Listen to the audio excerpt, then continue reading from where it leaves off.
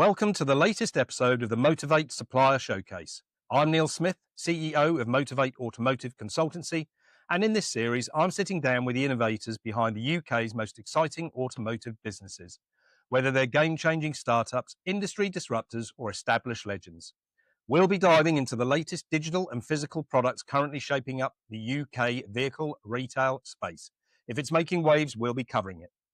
My guest today is Shane Teskey, co-founder of MotorCheck, a business that combines industry-leading features that protect your business from risk and loss, aggregating large and complex automotive data sets, making them easy to understand, work with, and use. Welcome, Shane, and thanks for being my guest on this, the latest episode of the Supplier Showcase podcast. Neil, thank you so much for having me on. This is very exciting altogether. I haven't done many podcasts at all. So don't worry, Shane, I will go gentle on you. Right. So, Shane, look, I've known you for a number of years now, and I suppose the first time we got involved was when we were looking at vehicle lookup data at Imperial Cars. And that was probably around 2016, 17, when we bought quite a bulk about of vehicle lookups from me, if I remember. That's right. Yeah. So I know you, but our viewers probably don't know you very well. So to enable our viewers to get to know you a little better, a regular feature of this podcast series is the guest icebreaker. So please tell us 3 interesting facts about yourself, 2 of which are true and 1 that isn't.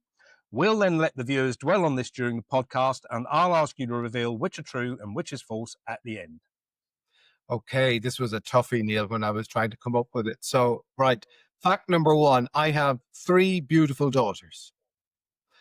Fact number 2, I once appeared next to Daniel Day-Lewis in a movie.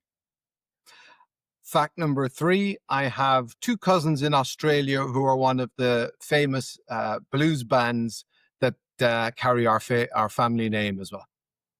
Brilliant. For your sake, Shane, I'm hoping that number 1 is not the fake one, because you've either got no daughters or they're not beautiful. So let's hope that's not right. So look, as co-founder of MotorCheck, tell us a little bit about the history and current mission of the business.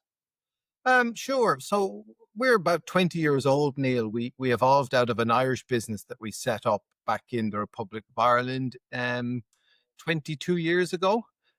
We started as a leasing company that supplied software to businesses who were looking to benchmark their contract hire quotations.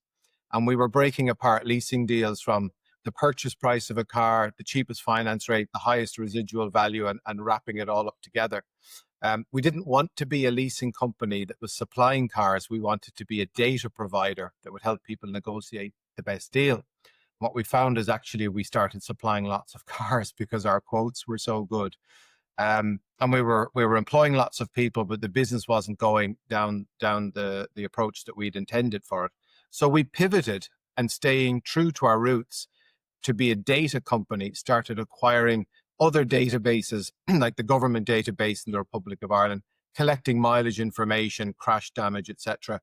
And we put together MotorCheck, which is the number 1 in the Republic of Ireland today, and arguably number 2 in the UK. Excellent. And prior to getting involved in the leasing space in the early days, what was your background prior to that? Where how did you get into that? It was a little strange, really. My mum was a primary school teacher. We grew up in Limerick in Ireland, and she thought for some reason I'd make a great primary school teacher or a priest, as I said at the conference we were at last week. And I went to become a primary school teacher in school, ended up falling into a drama and theatre studies degree at Trinity College in Dublin, and came out straight into enterprise rent-a-car, Neil. So that's where my toe was dipped into automotive.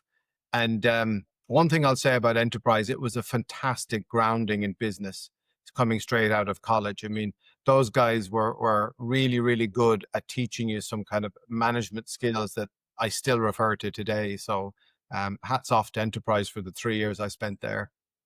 And was it from there that you went straight into the leasing piece? Yeah, that's right. So one of the deals we did was for 30 combo vans for Sky Digital, who were rolling out a network in the Republic of Ireland, and the fleet management company who was putting that deal with together.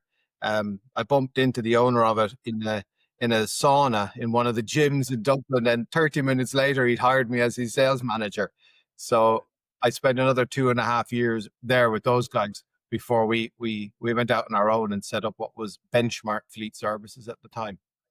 Right, excellent. And clearly, as you say, number one in Ireland now and number two in the UK. So just as you alluded to, we were at the conference last week, the Dragon 2000 conference, and I think what stood out to me was the amount of different data sets you guys have now got. I mean, you had the one table, and then you went on to another table on another slide, which had another list of different product services you were able to provide. So Yeah. probably be a good time to tell us about some of the standout services that you're offering at the moment that you're most proud of and how they're sort of addressing some of the current challenges in the industry. Yeah, okay. I think what really helped us was the fact that we had to build our own car history check service in Ireland from scratch, Neil. So we always had one eye on the market to see where there was data emanating that we thought would be useful for a car history check. One of the things about cars in Ireland, 15% of them come from the UK. So if you're going to give a car history check, you need to be able to tap into that UK history for the vehicle as well. So we had lots of very good contacts who were providing DVLA data, etc., in the UK that we were able to piggyback on when we set up first 12 years ago now. Um, but then we started to see some gaps in the data with specific regard to insurance write-offs that weren't being correctly reported to the official databases, the MyAfter one. And when I think it was Auto Express ran an article on it, it was picked up by the BBC and Channel 4 subsequently. When that first started to come out, we could see the telltale signs of a gap in the data that we needed to tap into quickly. So I think it was only 3 or 4 weeks and we had struck an exclusive data deal for the trade, and we started to pull that information into our checks. The incumbents at the time didn't feel like there was a massive problem in the industry. They felt that maybe these cars that were coming up were edge cases and nothing that anybody needed to worry about. But as we started to cross-check the information, we could see that there was over 100,000 cars a year falling into this gap, Neil. And today, 8% of all the write-offs that we discover come from this salvage database and Right. information that our competitors don't have. 40% of our write-offs occur in both databases. And the reason I bring that up is because where the car was sold as salvage, we have the ability to surface the pictures of the damage that the car sustained before it was repaired. So in 40% of the write-offs you find on MotorCheck, we're able to actually show the pictures of the vehicles. And that really helps color in the lines, because as good as the classifications are, they don't tell you, was it just, the scuff or scratch or the fable that's going to buff out comment, or was it the engine sitting on the back seat, which we see all the time too. And So typically, I'm assuming dealers now are sort of using this data and this image set to firstly adjust their part exchange valuations when they get a part exchange coming into the site, and having that visibility of that previous damage is key in that instance. And I'm sure it's starting to influence their buying journey as well when they're sourcing vehicles. Would that be the case? yeah, for sure, for sure. I mean, you've got, I guess, buying a car that's been written off and repaired is not necessarily a bad thing, and if the quality of the repair is of merchantable quality and they use parts of equal quality, etc., there's an argument to be made that sometimes it can be a great deal. What you don't want to do is find yourself having misadvertised a car that was an insurance write-off, selling it to somebody who's going to come back to you in 3 or 4 years' time, having discovered the flag. If they are walking in the door and saying, I found out about this, can you explain it? You're actually in a good position. It's when they Mm. don't come back in the door and they're suddenly on social media and, writing to the various forums and that, leaving reviews on Google. It's very hard to quantify the negative impact that that type of review can have. So when you're pricing a car day one to bring it in and you see one of these flags on it, to be honest, the majority of our customers just avoid that vehicle altogether. Yeah, Or if they do take it in, they'll sell it out to trade. Um, yeah, so yeah. you're starting to hear lots of commentary about more and more of these undocumented cars coming into the independent sector, coming onto forecourts. That's actually not what's happening. What's happening is more and more garages are using MotorCheck and they're just passing on them. So they'll go up the road to somebody who's not using us, and then they'll either fall foul of it, or they'll think that something's wrong. They'll come to MotorCheck, ask us to check it, and we'll find the flag there, which happens every week. Okay, good. Yeah, and I can see how that's helping the industry right now in terms, vehicle sourcing at the moment isn't easy, and what you Mm, don't want to be caught with is a lemon. So yeah. anything you can do to ensure that quality of that product is vital, isn't it? I mean, what back in Imperial days, where we got to with data was we were very fixated on that factory fit spec option, and I'm sure you remember us having various discussions about that back in the day and what we were doing Absolutely. with that data, and Yeah. we were running that in comparison with other data sets to make sure that we were getting as close to 100% accuracy as possible. What are you doing around that factory fit spec option piece now? You know, you guys were ahead of your time back then, Neil, and it's still a credit to what you were doing. We have a couple of customers who are doing the same thing. So they're looking for that magic mix of cars that they know will sell well for them. I Yeah, remember we had the example, didn't we, of the 5 Series estate with a tow bar, a retractable tow bar, and a pan roof. And you guys were able to say, well, we know what the codes are for those. We don't yeah. need all of the fuzzy logic around it. We just want to look at the build spec and see if that car has those 2 codes, that's one for us. And I think you were, if you ever got there, but you were working towards auto bidding on those, finding them at auction, placing bids Yeah, on. yeah. Yeah, we did, and I think you remember also we had, because we were talking about the image set we had at the time, and I remember we had over 100,000 spec images in our image data That's bank that we'd taken as part of the advertising process, and we were trying to work out how we could link those up with that spec. And yes, we were bringing the original the original build spec down from JATO with the potential options that we could fit to that vehicle, then comparing with the factory fit spec options to yep, make sure that actually that option could be fitted to that car, because even at that stage we'd get caught out sometimes, and goes back to that mis-selling, misadvertising piece. yeah, And we were caught out a number of times, and that's why we went down that route to try and be as accurate on that advert as possible. We didn't want customers traveling 100 miles to see a car and find out it had one piece of spec missing, which was the vital piece of spec. yeah. So it was key to us. It became a thing for a while, didn't it? With customers, if they were looking to reject a car, some of the things they do is say it was misadvertised at the point of sale. And you told me it would have a particular type of radio or sat nav, and it didn't have. And what we've actually found is that the quality of the description in the ads over the last 5 to 10 years has gotten very, very good. All the web providers are offering interfaces that make it very easy for people to describe it well. Um, and another feature, if I can mention it, in our MotorCheck reports is the previous ads feature that we integrated Yeah, late last year. That's 1 billion listings that we have on our database over 14 years, where we're able to view individual sales instances of cars that have come on the market and gone again. And where they've been properly described and photographed, that's all in the MotorCheck report. And we have some clever customers, Neil, who are now taking the description from the previous seller, running it through one of these large language models or AI generators, yeah, at rewriting that description in their own tone, which means you can have a car from a MotorCheck report on your website advertised for sale with a very detailed description in seconds. It's yeah. amazing what AI is doing for the industry and for us as data providers. It's truly mind-boggling. Yeah, 100%, and that's accelerated so fast over the last 12 months, hasn't it? I mean, back in 2018, 19, we were templating our advert content because we were having to generate 2,400 adverts a month.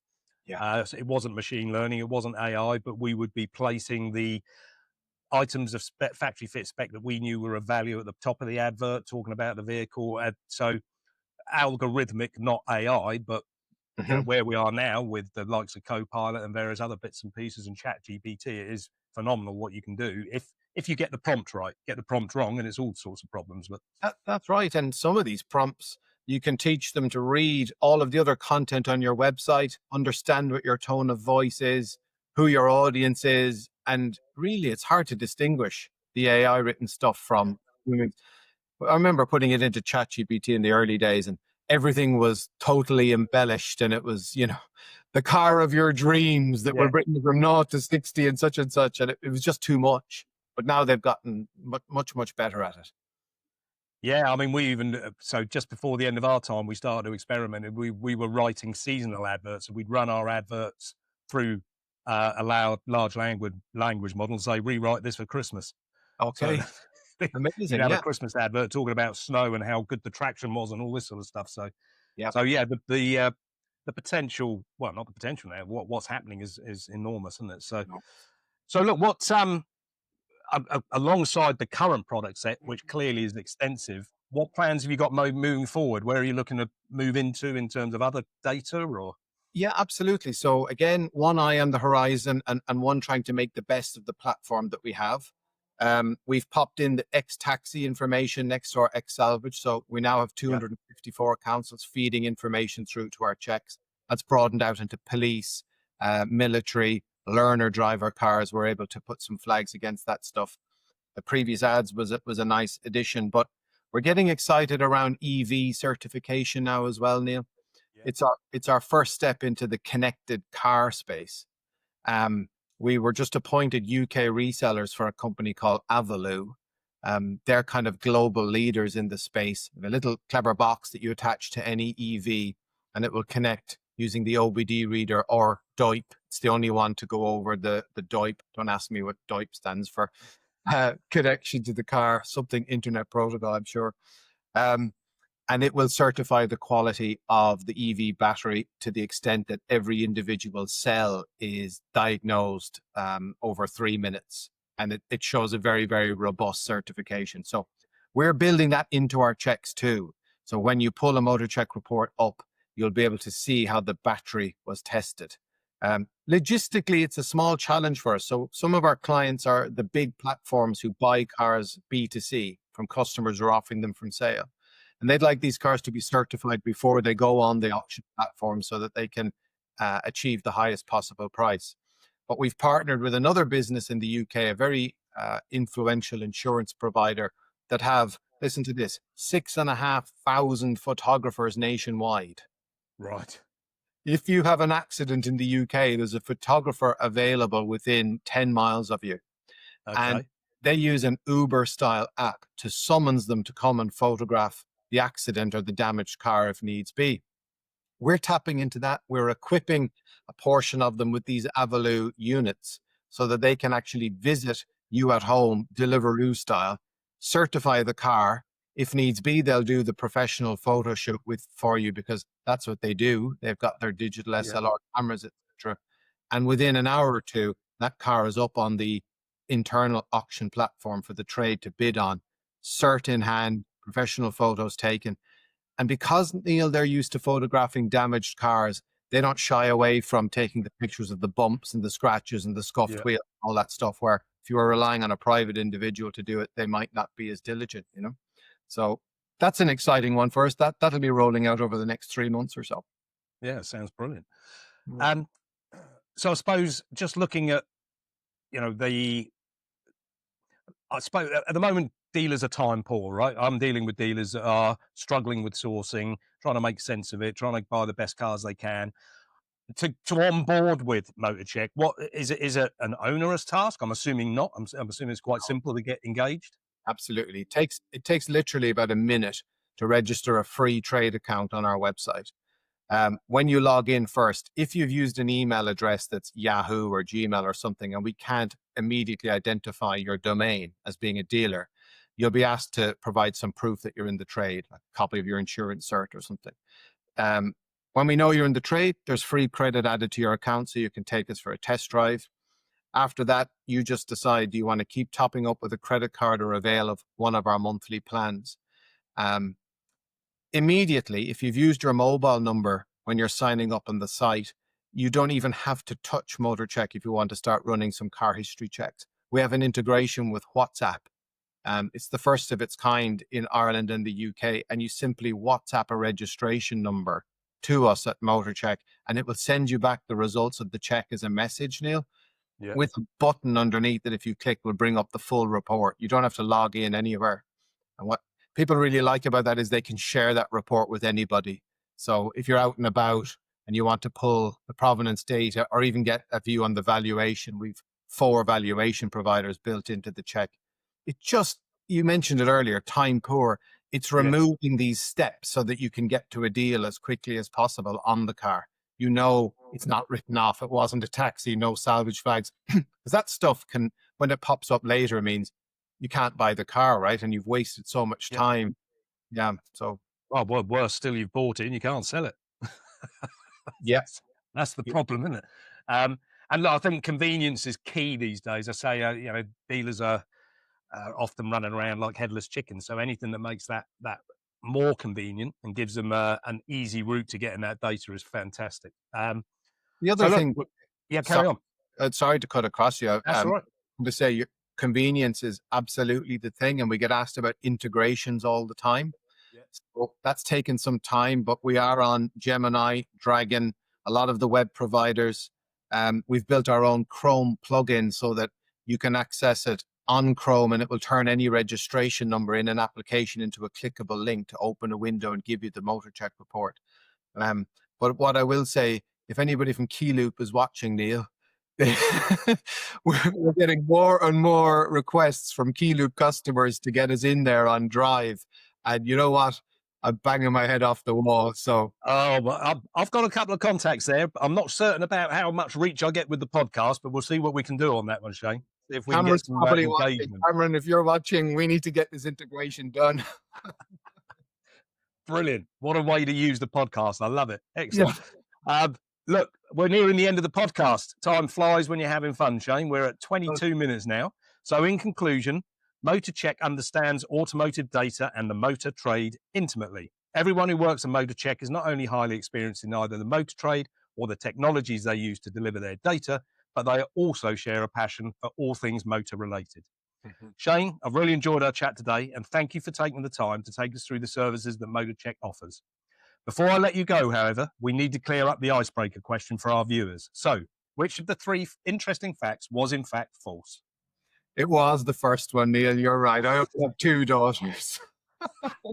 Oh, God, I'm glad you said that. I'm glad you didn't just say I've got three daughters and I'm afraid they're not beautiful. No, I have two beautiful daughters. Great. If you get the movie The Boxer, you'll see me throwing petrol bombs at Daniel Day-Lewis. It's a blink and you'll miss it opportunity, right? But that's what I'm doing. Oh, I'll have to find someone to, yeah, I've got to find someone to stream that now. If you like your blues music, check out the Teskey brothers. They're in Brilliant. Australia and they're a great band as well. So shout out to them. Excellent. Oh, I'll look them up on YouTube. Or are they on Spotify? They are, absolutely. Hey, listen, they knocked Ed Sheeran off the charts in Australia a couple of years ago. I mean, they're the real They're deal. that good. They're that good. Exactly. Excellent. Well, look, thanks again, Shane, for your time today. For more information about MotorCheck, visit the website www.motorcheck.co.uk or message Shane directly on LinkedIn. Thank you for watching, and a quick reminder that here at Motorvait, we offer 1 hour remote one-to-one dealer discovery sessions for free. To learn more about these sessions and why you should book one, visit our website www.motorvate.co.uk. Goodbye for now.